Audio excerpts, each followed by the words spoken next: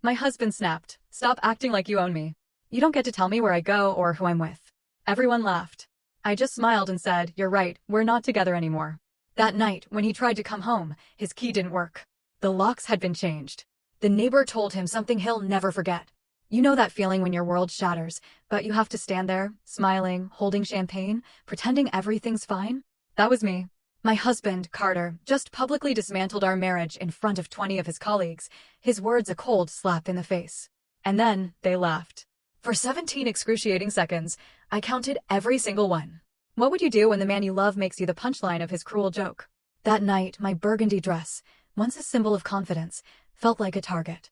His words, stop acting like you own me, Ruby. You don't get to tell me where I go or who I'm with, hung in the air like a poison banner.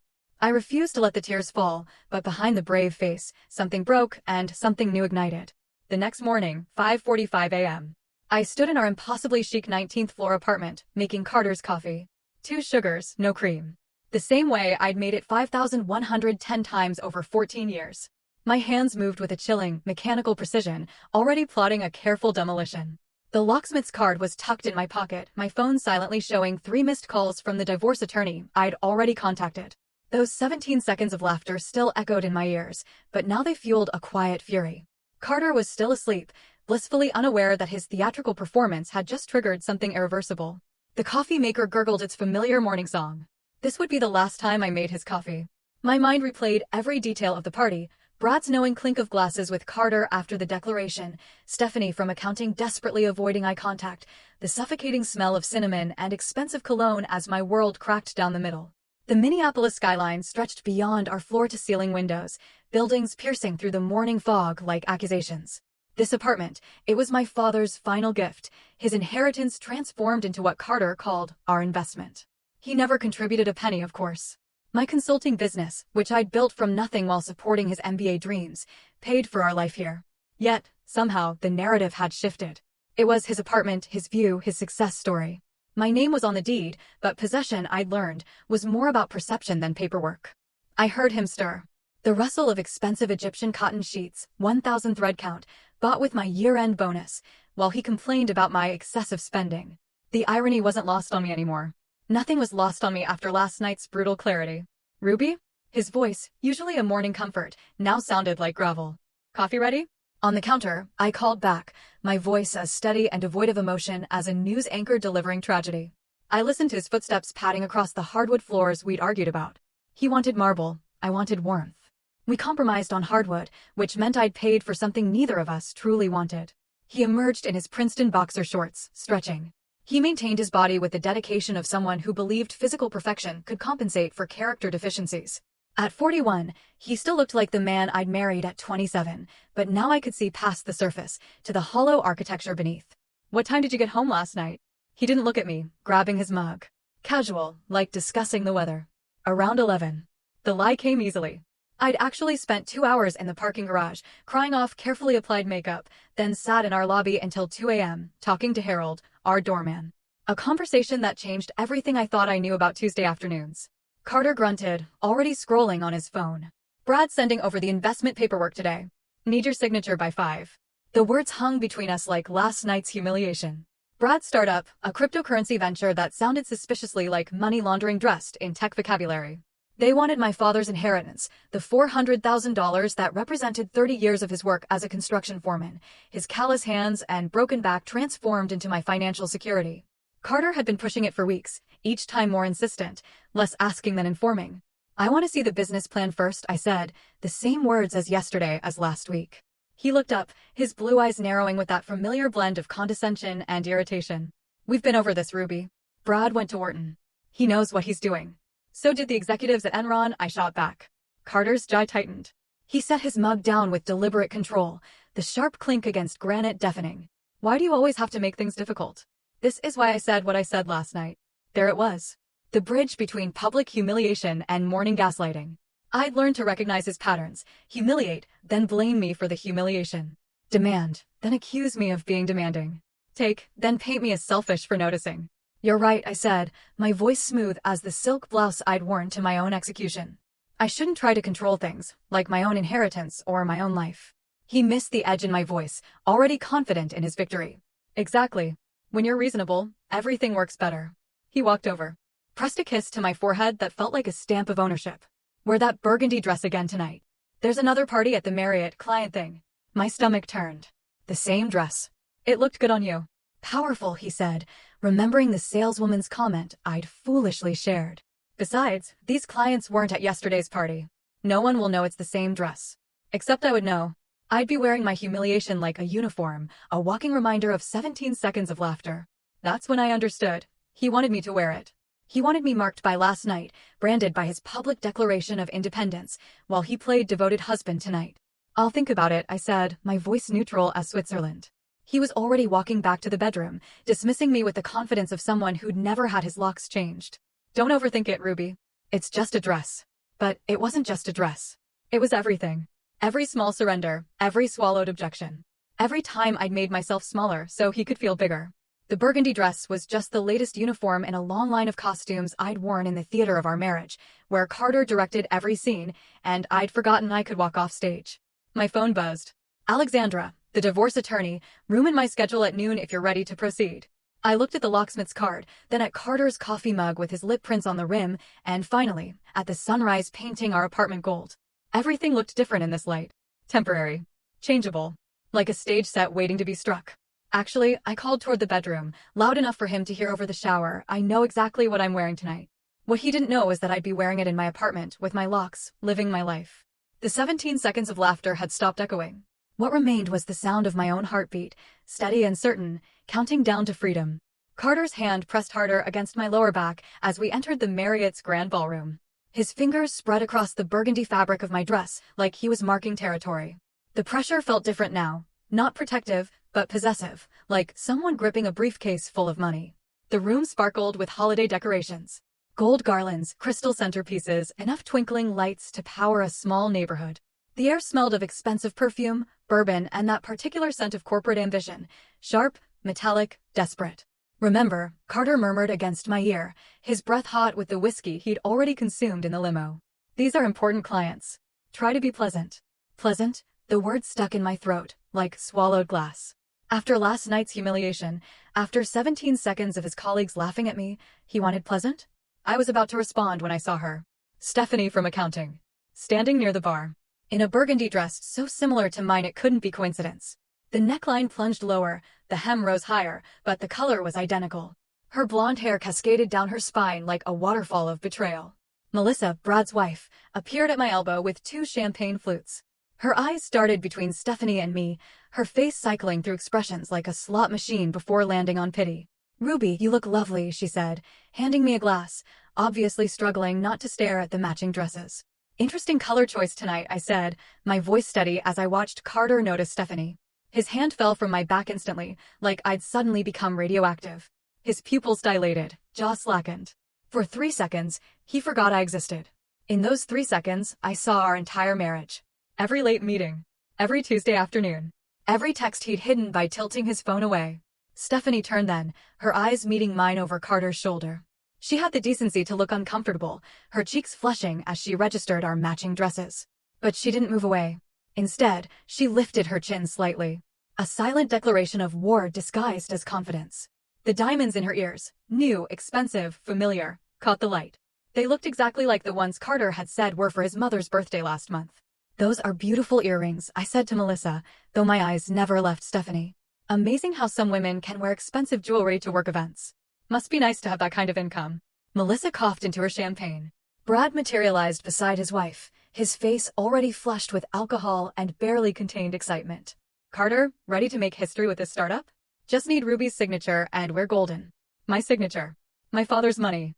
My inheritance funding their boys' club fantasy, while Carter's mistress stood 10 feet away, wearing my color and his diamonds. The room suddenly felt too hot, too bright, too full of people who saw me as nothing more than a checkbook with legs. "We should discuss the business plan first," I said, my voice cutting through their enthusiasm like cold water. "I haven't seen any documentation, no revenue projections, no market analysis. Nothing but promises and Wharton credentials." Carter's face darkened, that particular shade of red that preceded his worst moments. "Ruby, we've discussed this." "No, you've talked." "I've listened." "There's a difference." I took a sip of champagne, letting the bubbles give me courage. "It's $400,000, Carter." My father's money. He interrupted, his voice rising enough that nearby conversations paused. It's our money, Ruby. Or have you forgotten what marriage means? Brad laughed nervously, trying to diffuse the tension. Hey, let's not turn business into what? I asked, turning to face him fully. Into due diligence? Into protecting assets? Into asking basic questions about where nearly $500,000 is going. The room had grown quieter, that particular hush that falls when people sense drama brewing. Stephanie had moved closer, pretending to examine a painting on the wall, but clearly eavesdropping. Her perfume, something French and excessive, made my stomach turn. Carter grabbed my elbow, his fingers digging in hard enough to bruise. You're embarrassing me, he hissed. I'm embarrassing you?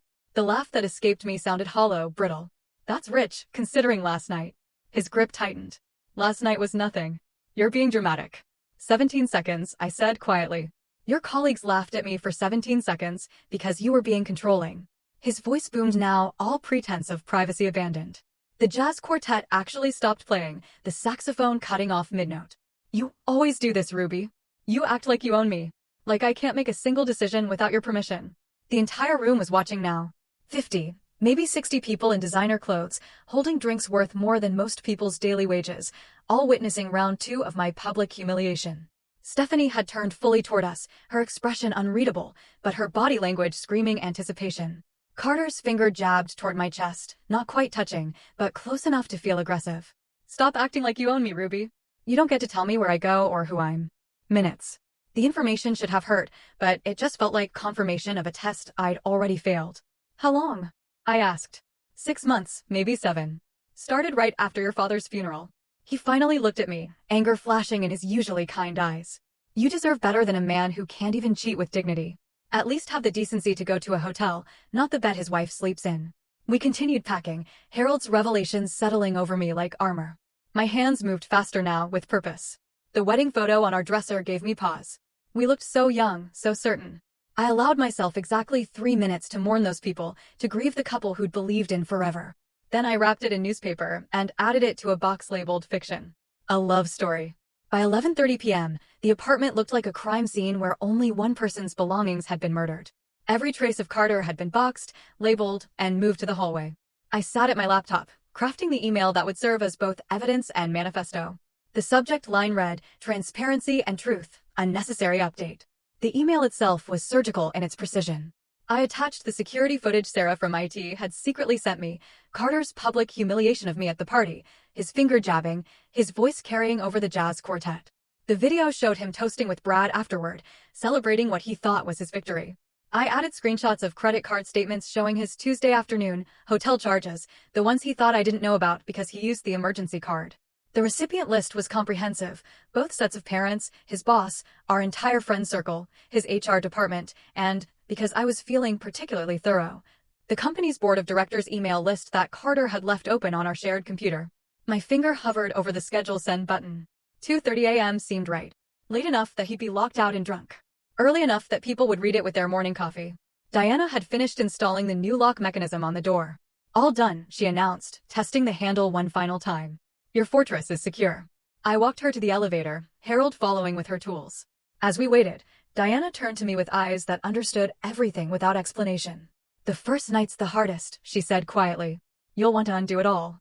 To go back to the familiar pain. Don't. Tomorrow you'll wake up and realize the air tastes different when you're not suffocating. The elevator arrived, and she stepped in with Harold, who was heading back to his desk. Just before the doors closed, Harold said, I'll be at my desk all night, Miss Thorne. If you need anything, even just to know someone else is awake. I stood in the hallway, surrounded by the boxes containing Carter's life. My phone in my hand with the email ready to send. The apartment behind me was mine now. Legally, it always had been, but now it felt true. At exactly 11:45 p.m., I pressed send, watching the confirmation message appear. Email scheduled successfully. 15 minutes to midnight. In 2 hours and 45 minutes, Carter would discover his keys didn't work. In 2 hours and 46 minutes, everyone would know why. For now though, I had these 15 minutes of perfect quiet, standing in my hallway, with my new keys heavy and real in my hand. The locks had been changed. The email scheduled. The boxes packed. The midnight operation was complete. And I was finally secure. Midnight arrived with the soft chime of Margaret Henderson's grandmother clock, the sound drifting through the thin wall between our apartments. I stood alone in my newly secured space, running my fingers over the fresh keys Diana had left. Then I heard a door open in the hallway. Through my peephole, I watched Margaret emerge from 19G in an emerald silk robe and matching slippers, carrying a silver tea service, as if midnight visits were perfectly routine. She paused at the boxes lining the hallway, examining my labels with the careful attention of someone appraising evidence. Her fingers traced the words on one box, Tuesday afternoons, and a knowing smile crossed her face. She knocked on my door with 3 precise taps. "Miss Thorne," she said when I opened the door, using my maiden name without explanation. "I believe we have some time before the main event. Would you join me for tea?"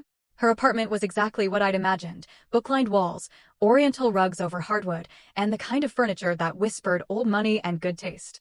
She set the tea service on a mahogany coffee table and gestured for me to sit in a wingback chair that probably cost more than Carter's monthly car payment. "I was a judge for 30 years, Margaret said, pouring Earl Grey with steady hands. "Presided over every kind of human cruelty you can imagine. But the cases that haunted me weren't the dramatic ones, the crimes of passion or sudden violence. It was the slow erosion of a woman's spirit, the daily diminishment disguised as marriage." She handed me a delicate china cup. "That's the worst kind of cruelty, because it teaches you to be complicit in your own destruction." She moved to an antique secretary desk and pulled out a manila folder, thick with papers and photographs. "I started documenting your husband's activities 6 months ago. Not out of nosiness, you understand, but out of concern." She spread the contents across the coffee table, photographs with timestamps, dates carefully noted in her precise handwriting. "Every Tuesday, 1:15 p.m., the blonde arrives separately, takes the service elevator. Your husband follows 10 minutes later. They leave the same way, separately, around 2:45. The evidence was overwhelming in its finality. Carter in the lobby checking his phone. Stephanie entering with an oversized purse. The two of them accidentally captured in the same frame near the elevator, carefully not acknowledging each other. Margaret had built a case with the thoroughness of someone who understood how truth needed documentation to become justice. "Why?" I asked, my voice barely above a whisper. "Because I was you once," Margaret said simply. 40 years ago. Different husband, same story. But back then, nobody documented anything. Nobody helped. Women just disappeared into their marriages, and nobody asked questions until they turned up in my courtroom, broken and without proof." She touched one of the photographs. "I promised myself I'd never let another woman go through that alone if I could help it." At 2:23 a.m., we heard the elevator ding. Margaret moved to her door, pressing her eye to the peephole with practiced ease. "He's here," she whispered, gesturing for me to join her. Through the fisheye lens, I watched Carter stumble down the hallway, his gait uneven from alcohol and arrogance. His key card beeped against the lock. Once, twice, 3 times. The confusion on his face would have been comical if it weren't so satisfying. He tried the handle, shaking it with increasing force. "Ruby." His voice was slurred, but demanding. "Ruby, open the door." He progressed from confusion to irritation to anger in the span of 30 seconds. "This isn't funny. Open the door right now." Margaret looked at me, one eyebrow raised in question. I nodded. She opened her door. With theatrical calm, teacup in hand, looking every inch the distinguished retired judge despite the late hour. "Mr. Lawson," she said, her voice carrying the authority of 3 decades on the bench. "Having trouble?" Carter spun toward her, nearly losing his balance. "My key. It's not working." "How curious," Margaret said, taking a deliberate sip of tea. "Though, I suppose it makes sense. Keys generally stop working when one no longer lives somewhere." The color drained from his face as he noticed the boxes lining the hallway, his name on every label. "What is this?" "I believe the legal term is personal property removal," Margaret said, though I particularly enjoyed the labeling system. Tuesday afternoons was especially creative. She gestured toward the pink scarf box. "Your friend Stephanie left that behind last week." Rather careless of her. Carter's phone began buzzing incessantly. The 2:30 a.m. email had landed. He pulled it out, his face illuminated by the screen as notification after notification popped up. His mother. His boss. The entire board of directors. His expression cycled through shock, rage, and finally, desperation. "She sent it to everyone," he whispered, then louder, directed at my door. "You send it to everyone." He started pounding on the door with both fists. "You can't do this. This is my home. I have rights." His voice cracked with rage and humiliation. Margaret calmly pulled out her phone and began recording. "Please continue your performance, Mr. Lawson. I'm sure Ruby's attorney will find this very helpful." Threatening behavior. Attempted forced entry. Intoxicated aggression. It's all quite compelling. Carter froze mid-pound, finally noticing the security camera mounted discreetly in the corner, the one I'd installed last month after sensing something shifting in our marriage. His bravado crumbled instantly. The man who'd humiliated me in front of colleagues, who declared his independence from our marriage, actually whimpered. Margaret and I exchanged a look through her doorway that spoke volumes about the particular fragility of men who mistake control for strength. She continued recording as Carter sank to his knees in front of the door, his voice shifting to pleading. "Ruby, please. Let's talk about this. We can work it out." "I believe she already tried talking," Margaret said, dryly. "At 2 separate company events, if the video evidence is accurate. You chose public humiliation instead of private conversation. Now you're experiencing the consequences of that choice." Carter gathered his boxes with shaking hands, muttering about lawyers and unfair treatment. As the elevator doors closed on his defeated figure, Margaret turned to me. "Would you like to watch the sunrise? I make excellent coffee to go with dawn revelations." We settled by her window, the city still dark but beginning to stir. Margaret pulled out a photo album, opening to a page from 1983. A younger version of herself stood in judicial robes, fierce and solitary. "My first husband was a surgeon," she said. "Brilliant, charming, and systematically cruel.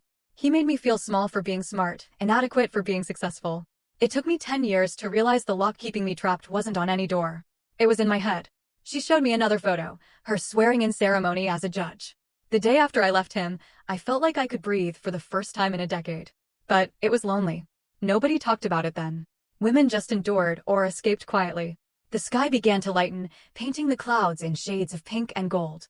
"Your generation is different," Margaret continued. "You document. You share. You refuse to disappear quietly into bad marriages." She raised her coffee cup toward me. "To locks that change. Both physical and mental." We sat in comfortable silence. 2 women from different generations, bound by the same understanding. The city woke around us, and somewhere out there, Carter was discovering that his world had fundamentally shifted while he slept off his arrogance. The reckoning had come, not with dramatics, but with dignity, witnessed by a woman who understood that justice sometimes looks like Earl Grey tea and carefully documented truth. Margaret's coffee had grown cold in my hands as the first rays of sunlight painted Minneapolis in shades of gold and amber. We sat in comfortable silence, 2 women who understood that some victories taste better when shared quietly. Then, at exactly 7 a.m., my phone shattered the peace with a ringtone I designed specifically to avoid: Patricia Lawson, Carter's mother. I looked at Margaret, who nodded encouragingly. "Sometimes the most surprising allies come from unexpected places," she said softly. Patricia's voice, usually sharp with disapproval and thick with Connecticut breeding, trembled like autumn leaves. "Ruby, I've seen the email. The video. Everything." A pause so long I thought the connection had dropped. "What has my son done?" For 14 years, this woman had treated me like the help who'd somehow tricked her precious Carter into marriage. She'd made comments about my father's blue-collar background, suggested I take etiquette classes, and once told her garden club friends that Carter had married down for love. Poor thing. Now, her voice carried something I'd never heard before. "Shame. He did exactly what you raised him to believe he could do," I said, surprising myself with the steadiness in my voice. "Take what he wanted without consequences." The sharp intake of breath on the other end might have been a sob. "I raised him better than this. His father would be appalled." "His father was having an affair with his secretary when he died," I shot back, the words just there. "Patricia, Carter learned from the best." The silence stretched between us, years of pretense crumbling in seconds. When she finally spoke again, her voice was smaller, older, I suspected. "But never. I couldn't face it. Just like I couldn't face what Carter was becoming." "I'm keeping the Christmas china you gave me," I said, looking at the morning light dancing across Margaret's coffee table. "It's the only thing from your family worth holding on to." Another pause, heavy with unspoken acknowledgments. "Keep it all, dear," she whispered. "The silver, the crystal, everything I insisted you weren't good enough to inherit. You earned it by surviving him." She hung up without a goodbye, but somehow it felt like the most honest conversation we'd ever had. My phone immediately buzzed with another call. Sarah from IT, her voice electric with vindication. "Ruby, you're not going to believe what I found." "Actually, scratch that. You probably will." Margaret poured fresh coffee as I put Sarah on speaker, her judicial instincts clearly interested in evidence. "After I saw that video last night, I did some digging with my admin access," Sarah continued. "Your husband's been using company resources for everything. Hotel rooms booked as client meetings. Expensive dinners expensed as business development. I tracked his corporate card. Every Tuesday afternoon at the Marriott, charged to the Henderson account." Margaret raised an eyebrow at the mention of the Henderson account. "That's our biggest client," she mouthed. "It gets worse," Sarah said, her typing audible through the phone. "That startup he's been pushing, the one with Brad. I found the incorporation documents. It doesn't exist. Brad's been investigated for fraud twice. Once in Boston, once in Chicago. The whole thing was a con to get your inheritance. My legs went weak. I sank into Margaret's wingback chair, the weight of what I'd almost lost crushing down on me. $400,000. My father's life work, nearly stolen by the man who'd vowed to protect me. I forwarded everything to HR and Mr. Davidson, Sarah continued, referring to Carter's boss. Also sent copies to the SEC whistleblower department. The fraud division loves this kind of thing. By the time I ended the call, my phone was already exploding with messages. The digital unraveling of Carter's reputation was happening in real time. Each text a thread pulled from his carefully woven image. Jennifer from legal, we never liked how he talked about you. Like you were an accessory he'd purchased. Tom from sales, that video was brutal. You handled it with more class than he deserved. Even Brad's wife, Melissa, I'm leaving him too. Found out about the fraud investigation. You inspired me to stop ignoring red flags. But the message that stopped me cold came from Mr. Davidson himself. Miss Thorne, I apologize for our company culture that enabled this behavior. Mr. Lawson's employment is under review pending investigation of expense fraud. Would you consider consulting for us? We could use someone with your dignity and strategic thinking. Please call at your convenience. I screenshot everything, creating my own evidence folder. Alexandra would want documentation of the complete collapse. At 10 a.m., Harold called from the lobby. Miss Thorne, there's a flower delivery here. 3 dozen roses. I've refused them as you requested, but the delivery guy says they're paid for and he can't take them back. Donate them to the hospital, I said. Tell them they're from an anonymous donor who's celebrating freedom. With pleasure, Harold replied. Also, there's a young man here who says he's Mr. Lawson's brother. Should I send him away? Denny, Carter's younger brother, the one who just finished law school. Send him up, I said, curious what Carter had promised him. Margaret offered to leave, but I asked her to stay. Witnesses are always valuable, she said with a judge's wisdom. Denny arrived looking uncomfortable. His resemblance to Carter softened by genuine embarrassment. He stood in Margaret's doorway, shifting his weight like a child called to the principal's office. Ruby, I'm sorry to bother you. Carter said if I came here and talked to you, he'd pay off my student loans. $70,000. He met my eyes with difficulty. But I'm guessing that's not happening, is it? He doesn't have $70,000, I said gently. He's been living off my income for 2 years. His salary barely covers his car payment and his wardrobe. Denny's face went through several expressions before landing on anger. That lying piece of, he caught himself, glancing at Margaret. Sorry. He told me you were the one overspending. That you were bleeding him dry with your shopping habits. My shopping habits consist of buying groceries and occasionally replacing worn-out work clothes, I said. Would you like some coffee? There are things about your brother you should probably know. Over the next hour, Denny revealed more pieces of Carter's hidden history. The gambling debts from his MBA days that Patricia had quietly paid. The previous engagement to a banker's daughter that ended when her father discovered Carter's lies about his family's wealth. The investment schemes at his first job that HR buried to avoid scandal. I always wondered why he was so secretive about certain things, Denny said, staring into his coffee. Now it makes sense. He wasn't protecting family privacy. He was protecting his con game. As Denny left, he turned at the door. Ruby, for what it's worth, the family knew you were too good for him. Even Mom, though she'd never admit it. We just didn't know how to tell you. The unraveling was complete. By noon, Carter's carefully constructed world had collapsed like a house of cards in a hurricane. His reputation, his job, his family's illusions, his financial schemes, everything exposed in the harsh light of truth. And I sat in Margaret's apartment, watching it all fall apart with a satisfaction that should have felt wrong, but didn't. Sometimes, destruction is just another word for justice. Margaret's apartment had become my temporary command center by the time Alexandra arrived at 2 p.m., her leather briefcase containing the weaponry of legal warfare. She swept into the room with the confidence of someone who had dismantled marriages for 20 years, her navy suit as sharp as her strategy. Margaret offered to leave, but Alexandra waved her down. Stay, Alexandra said, pulling out color-coded folders. A retired judge as a witness? That's better than a signed confession. She spread documents across Margaret's dining table like a general mapping battle plans. The video from the party is gold.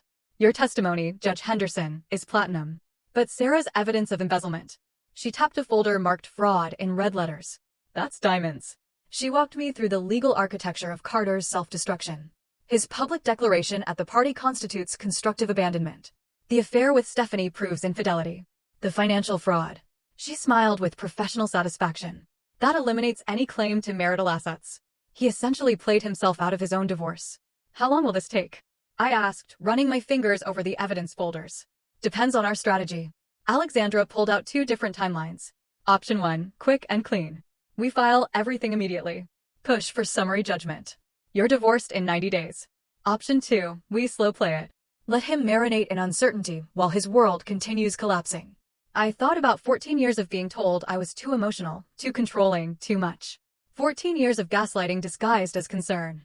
Make him sweat, I decided. He made me doubt my own reality for over a decade. Alexandra's smile turned predatory.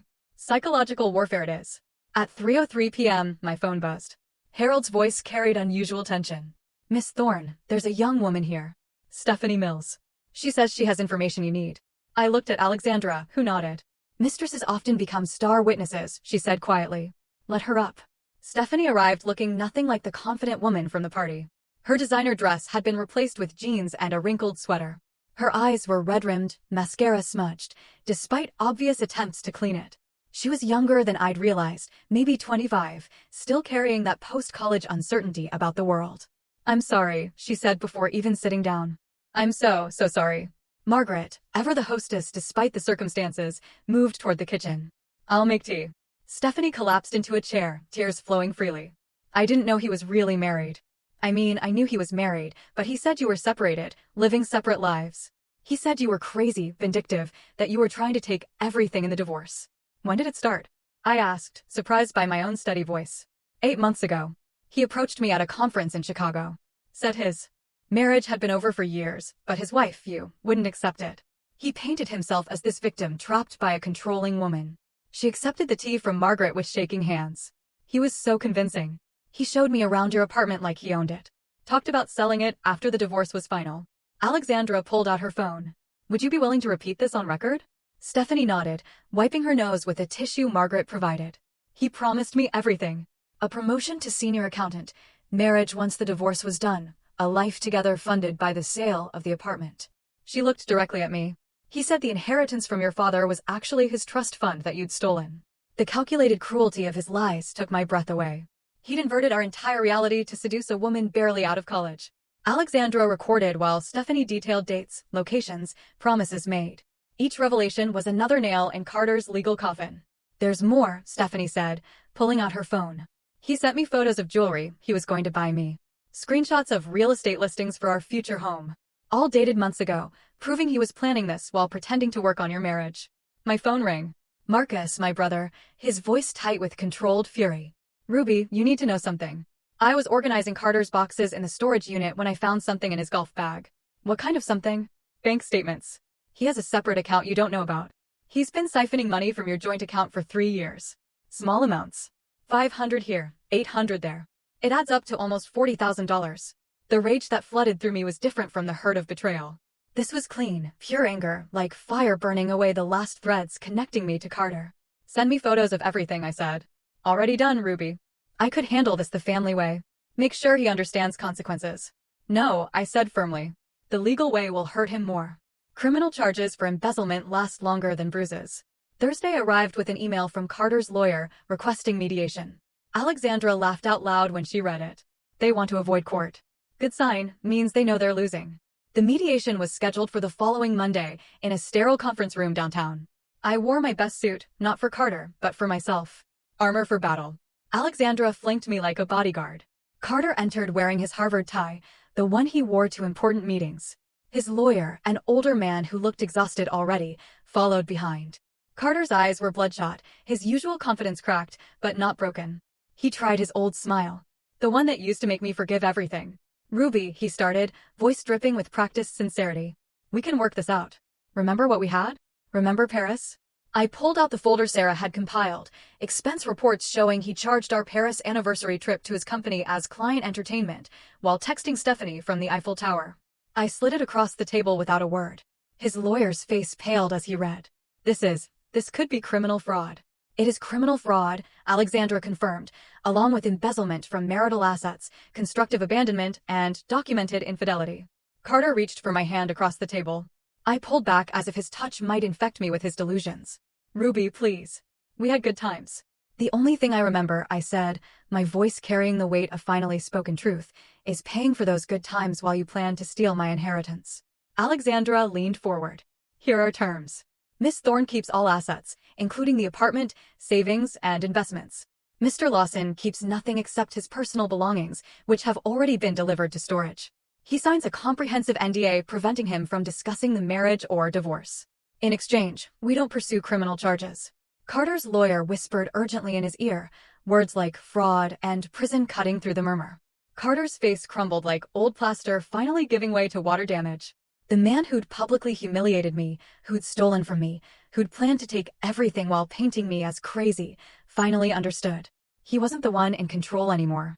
He never really had been. He'd just been living in the delusion I'd paid for, and now the bill had come due. Carter's pen hovered over the NDA agreement for 30 seconds that felt like 30 years. His hand trembled slightly as he finally signed, the sound of ink on paper marking the legal death of our marriage. His lawyer gathered the documents with the efficiency of someone eager to leave, muttering about filing deadlines and court schedules. As they stood to leave, Carter looked at me one last time, his mouth opening as if to say something. But Alexandra raised her hand, pointing to the freshly signed NDA, and he closed it again, shuffling out like a man who'd aged a decade in an hour. 3 weeks passed in a blur of paperwork and apartment reorganization. I reclaimed spaces that had been his, the home office, where he'd conducted his Tuesday affairs via video calls, the walk-in closet that now held only my clothes, spread out luxuriously. Margaret checked in daily, bringing tea and wisdom in equal measure. The building's residents had shifted from treating me as Carter's wife to Ruby Thorne, the woman who changed her own locks. The story had become building legend. New Year's Eve arrived with a snowstorm, and an invitation slipped under my door. The building's annual rooftop party, handwritten by Margaret herself. You need to be seen thriving. It's not about him anymore. It's about you. I almost declined. The thought of facing a room full of people who'd witnessed my public humiliation felt overwhelming. But Margaret appeared at my door at 7 p.m., holding a jewelry box. These were my late husband's cufflinks, she said, opening it to reveal diamonds that caught the light like trapped stars. I had them made into earrings after he passed. He was a real man, the kind who supported his wife's success instead of stealing it. She fastened them to my ears with gentle fingers. Wear them tonight. Let them remind you what actual partnership looked like. My dress choice was deliberate. Not the burgundy of humiliation or the black of mourning, but fire engine red. The kind of red that announces arrival, demands attention, declares war and victory simultaneously. When I looked in the mirror, I saw someone I hadn't seen in 14 years. Not Carter's wife or anyone's victim, but Ruby Thorne, 41 years old and finally, fully alive. The rooftop venue sparkled with string lights and heat lamps fighting against the December cold.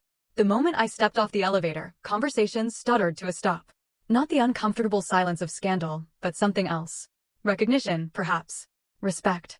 Harold, dressed in his formal uniform, announced with unusual volume, Ms. Ruby Thorne. The emphasis on my name was deliberate, each syllable a declaration. The applause started with Margaret, of course, but spread through the crowd like wildfire. Dr. Kim from 12B raised her glass.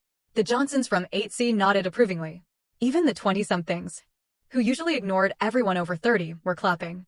It took me a moment to understand. They weren't applauding my divorce or my drama. They were applauding my courage. The simple act of refusing to disappear quietly. I was 2 glasses of champagne into actual enjoyment when the elevator chimed at 10:47 p.m. The universe, it seemed, had a sense of dramatic timing. Carter stepped out with Stephanie on his arm, his chin raised in that way that meant he was pretending confidence. He wore his most expensive suit, the one I'd bought him for our 10th anniversary. Stephanie wore black, looking like she'd rather be anywhere else on earth. The room's energy shifted immediately, but not in the way Carter had calculated. Conversations didn't stop. They deliberately continued, voices perhaps a bit louder, backs turning with synchronized precision. When he approached the bar, the bartender suddenly needed to check inventory in the back room. When he tried to join a group near the windows, they dispersed like smoke, reforming elsewhere. Stephanie's face cycled through mortification, to understanding, to shame. She wasn't his new girlfriend being introduced to society. She was a prop in his revenge fantasy, and everyone knew it. When she caught my eye across the room, her expression crumbled. This wasn't what he'd promised her. Carter, red-faced and desperate, made a beeline for me, but Harold materialized from nowhere, joined by 2 other doormen I'd never seen work an event before. They formed a subtle but unmistakable wall. "Sir," Harold said, his voice carrying across the now quiet rooftop. "You're not on the resident list. I'll have to ask you to leave, unless a current resident vouches for you." The silence that followed was complete. 60 people. Residents who'd lived here for years, who'd shared elevators and small talk with Carter, who'd attended his 4th of July parties. Not one person moved. Not one voice spoke up. The rejection was total, devastating in its anonymity. Carter's face went from red to purple. This is ridiculous. I lived here for lived, Margaret interrupted, approaching with the authority of her former profession. Past tense. The building's quite particular about security these days. At exactly midnight, as if orchestrated by fate, Margaret took the microphone for the traditional New Year's toast. The crowd turned toward her, effectively giving Carter their backs. She raised her champagne, diamonds glittering at her wrist, and spoke with the clarity of judgment. To new beginnings, she started, her eyes finding mine across the crowd. To women who realized their worth after years of being told they had none. To men who learned that consequences, like karma, always come due. She paused, taking a deliberate sip. And to Miss Ruby Thorne, who reminded us all that sometimes the best renovation you can do to a home is removing the trash. The laughter that erupted wasn't cruel. It was cathartic, a collective release of tension. Glasses raised toward me from every direction. Someone started clapping again, and this time it sustained, growing into something that felt like vindication. Carter's composure finally shattered completely. This is conspiracy. You've all been turned against me. This is illegal. But Margaret wasn't finished. She looked directly at him, as if just noticing his presence. Oh, Mr. Lawson, you're still here? How embarrassing for you. That's when Stephanie broke. She pulled away from Carter's arm, walked directly to me through the crowd that parted like water. I'm sorry, she whispered, tears streaming. I was an idiot. He played me just like. She stopped, shaking her head. I'm just sorry. She headed for the elevator without looking back. Carter, now alone and surrounded by people who'd collectively decided he didn't exist, began what could only be described as a meltdown. Sarah from IT had her phone out, recording with the steady hand of someone documenting history. He ranted about conspiracy, about his rights, about how we'd all ruined his life.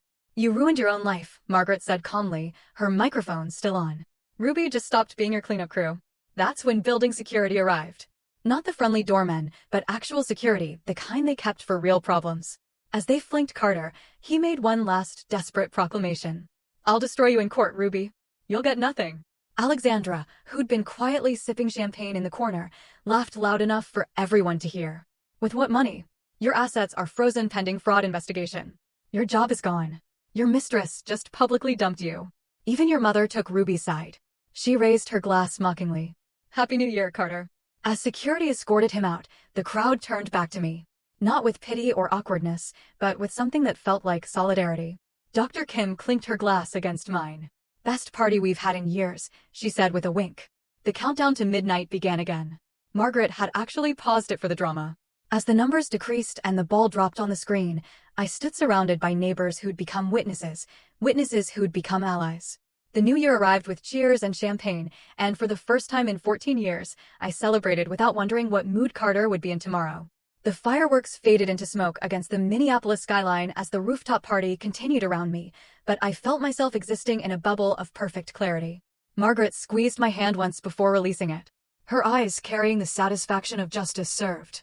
The new year had arrived, and with it, the strange sensation of being completely unanchored from my old life, not drifting, but finally free to choose my own direction.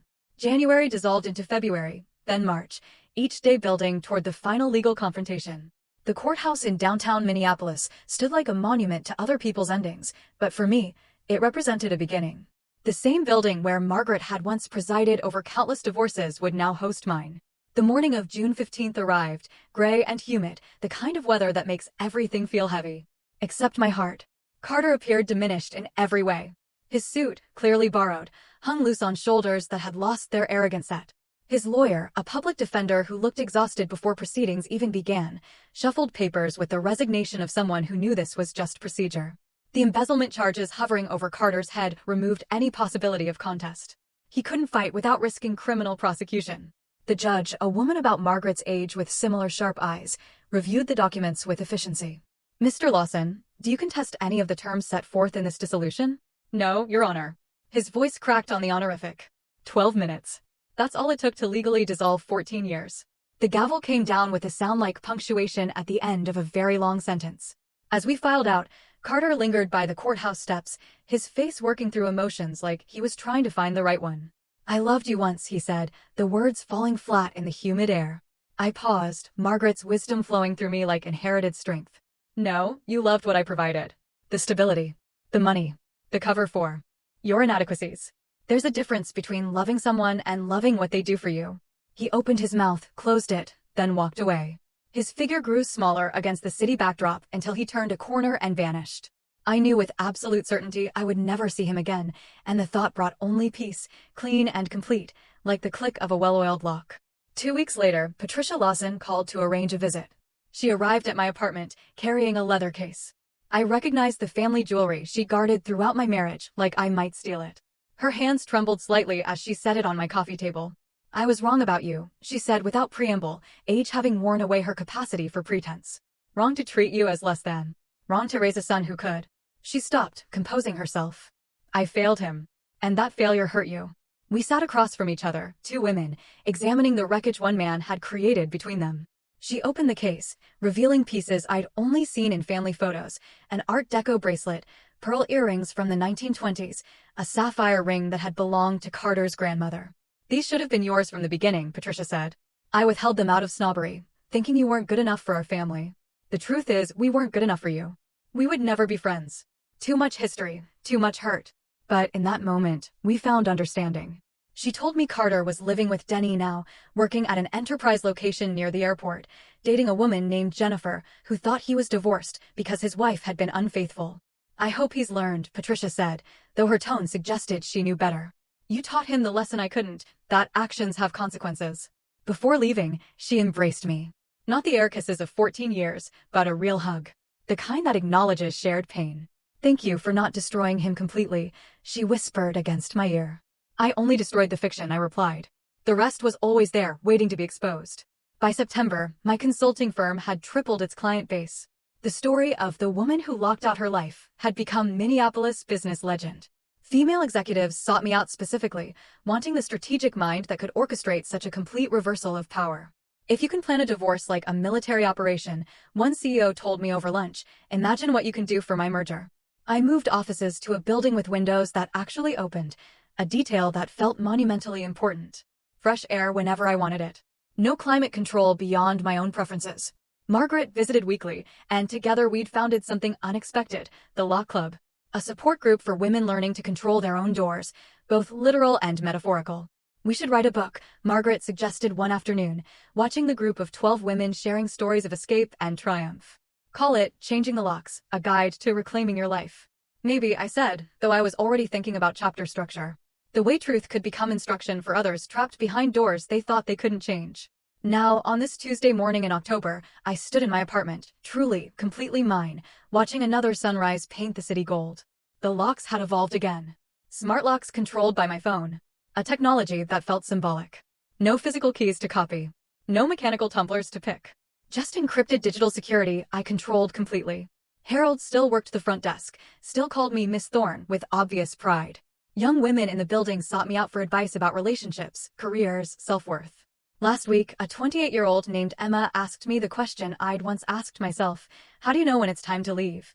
"When you realize the lock keeping you trapped isn't on any door," I told her, channeling Margaret's wisdom that had become my own.